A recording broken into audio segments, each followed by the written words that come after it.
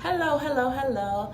I wanted to just take some time and I saw a video yesterday on TMZ. They just showed a little clip of a very popular song right now. It's by an artist named Joyner Lucas, and the name of the song is Devil's Work.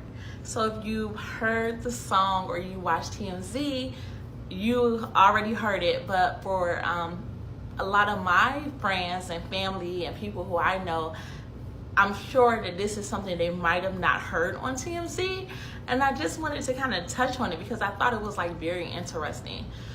So TMZ just played like a little clip of the song, and the clip that they played was a little like me and Rich was watching it, and as we're watching it, he was like and Rich has like a little more tolerance to stuff than I have. So when I was kind of like, wow, like that was kind of deep.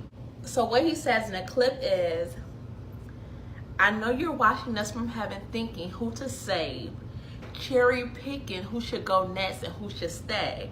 I'll be on my way to heaven if I knew the way, and bring me back every end you choose to take. They say you never wrong, but you done made a few mistakes. I know you're watching us from heaven thinking who to save, cherry picking who should go next and who should stay. I'd be on my way to heaven if I knew the way, and bring back every good nigga you choose to take. They say you never wrong, but you done made a few mistakes. So the few mistakes was like, oh, like, you know, we were taught you never like tell God what he's doing is wrong or question God. So it was kind of like heart-wrenching when you heard that line, you made a few mistakes. So the clip went on and it talked a little bit about some people who he would rather have back here and who he would rather trade for. And one of the people that you know, he mentions like Tupac and Biggie Smalls, Aaliyah, that he would want back. He even mentions Martin Luther King and Malcolm X, but he says that he would trade Trump. And in the Trump one, he says, take that in Trump with you. That's a bigger threat. There's too much power for a coward with no intellect. That's a bigot with a collar. There's a disconnect. Take that nigga Trump with you, that's a bigger threat. There's too much power for a coward with no intellect. That's a bigot with a collar, there's a disconnect. So that's what he says about Trump. So basically, like, you know, give us these people back and you can take some people who I deem as needing to be dead or in hell versus the people you have taken. So this is where I want to talk about it as like a Christian or just someone who like grown up in the church. So that was all TMZ showed, and it was kind of like a whoa, like who do you think he is? And the old me would have left it at that. Like I would have been like, this dude is crazy. Like I can't believe he would say something like that on national TV and then put it out there like he's questioning God. He's gonna lead so many people astray. And I'm in a place now where I want to know, like, if something like bothers me or if I see something, like I'm gonna kind of like dig into it. I'm not just taking stuff at face value anymore. I want to like understand, like, why is it popular? Why is it even put out? Like, what's going on here? So I pull up the whole song. So I take a minute and I pull up the whole song and I listen to the whole song, the entire song. And I'm like, this was kind of dope. Like, it was kind of like, it made sense. And in the song, the title is Devil's Work. So that lets you know who he's acknowledging to doing these things.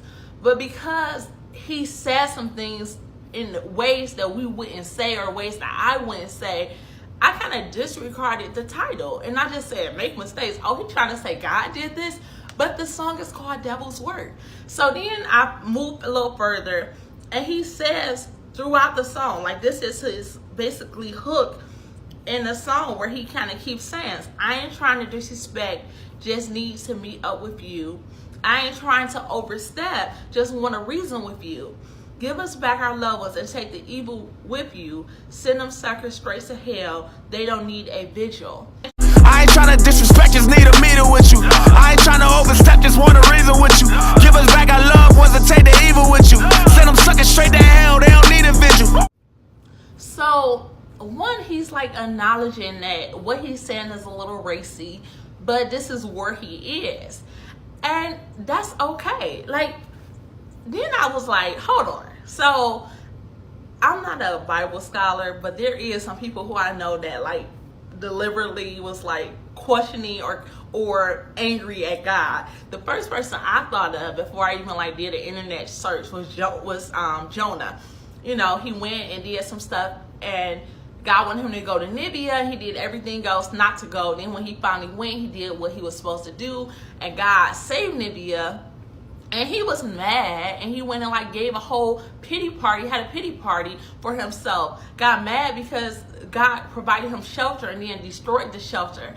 So he was just questioning God through the entire little process he was having that was recorded. So it's not like, oh, you have these thoughts and they shouldn't be broadcasted or no one should know about it, because the Bible records this. It lets us know that, and God, guess what? He gave an answer. He said, like, I saved you from the well. Like, how dare you get mad because I'm saving the town of Nineveh, and I saved you. And Jeremiah did the same thing. Jeremiah said, in Jeremiah 12, he said, righteous art thou, Lord, when I plead with thee, yet let me talk with thee of thy judgments. Wherefore do the way of the wicked prosper? Wherefore are they happy that deal with treacherously? So he's like, why are these wicked people doing so well and your children aren't doing so great? And guess what? God answers again. So the thing is, there's not an issue with like having these concerns and communicating them the way that you see, that you deem fit. I mean, he curses in the song, and he's in it, and it's funny because he's in the church, and you know, just where I'm at, I'm like, one, he's like in the epitome of like Catholic church, and they got all these visuals of what we know as white Jesus. So it's like, do you know the truth or don't you? Or are you playing like a little like joke towards that by having those type of visuals? But like, it's not a horrible, if you can get past the communication barrier, and that's all it is. It's just, he's communicating where he is, and we shouldn't expect him to communicate where we are, because he is him. And one thing he says that he said that, let me see, I would go to church.